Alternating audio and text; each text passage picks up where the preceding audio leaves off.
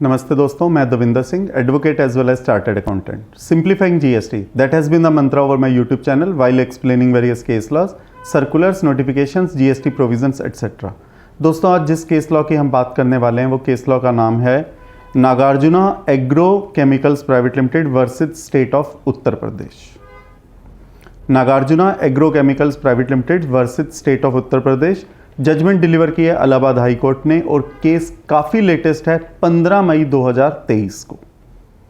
और ये जो केस है ये संबंधित है सेक्शन 61 से और सेक्शन 74 से.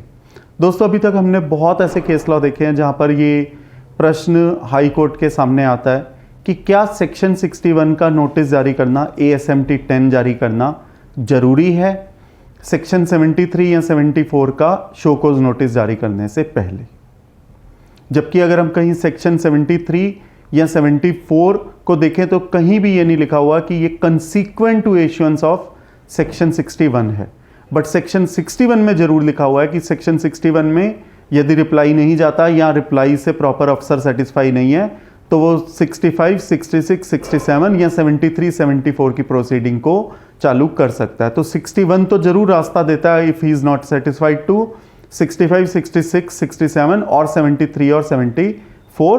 जबकि सेक्शन 73 या 74 में ऐसा कहीं नहीं लिखा हुआ कि 61 का नोटिस जारी करना जरूरी है. जबकि इन दोनों को यदि मैं दोनों सेक्शंस को कंपेयर करूं तो सेक्शन 61 जो है वो स्क्रूटनी ऑफ रिटर्न्स से संबंधित है और वो तब आता है अगर कोई डिस्क्रिपेंसी पाई जाए रिटर्न्स के अंदर. और सेक्शन 73 या 74 का जो स्कोप है वो वाइड है other than discrepancy found in return. तो यदि कोई ऐसा केस है कि जहां डिस्क्रिपेंसी इन रिटर्न नहीं है तो ऑफ कोर्स वहां सेक्शन 61 का नोटिस जारी नहीं हो सकता. और यदि ये कंडीशन जरूरी होती तो क्या सेक्शन 73, 74 तो सिर्फ 61 पर ही डिपेंड हो जाते कि पहले डिस्क्रिपेंसी हो सो दैट 73 या 74 स्टार्ट हो. जबकि 73 या 74 की जो कंडीशन है, जो प्रेसिडेंट है, वो ये है कि tax is not paid, tax is short paid, refund erroneously claimed और ITC रोंगली अवेल्ड और यूटिलाइज्ड. उसके लिए जो 4 कंडीशन है वो डिफरेंट है और कहीं भी डिस्क्रिपेंसी इन रिटर्न्स का नेक्स्ट स्टेप को इसके साथ कनेक्ट नहीं किया हुआ.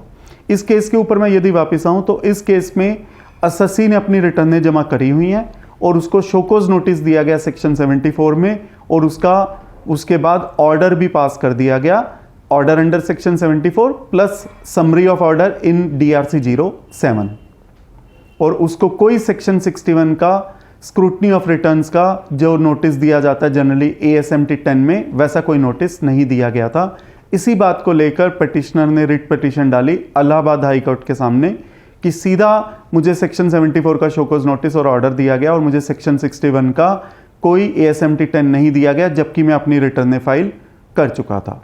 इलाहाबाद हाई कोर्ट ने इस मैटर को देखा और समझा और उसमें यह पाया कि जो सेक्शन 74 का जो नोटिस जो जारी किया गया था, शोकॉज नोटिस, वो इसलिए जारी किया गया था क्योंकि क्लासिफिकेशन का इशू था.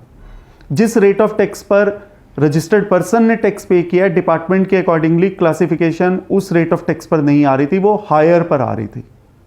क्लासिफिकेशन का इशू था और इसलिए जो डिमांड रेज कर दी गई थी वो शॉर्टफॉल ऑफ टैक्स पेड जो था, जो टैक्सेस शॉर्ट पेड था, उसके लिए सेक्शन 74 का शोकॉज नोटिस दिया गया था.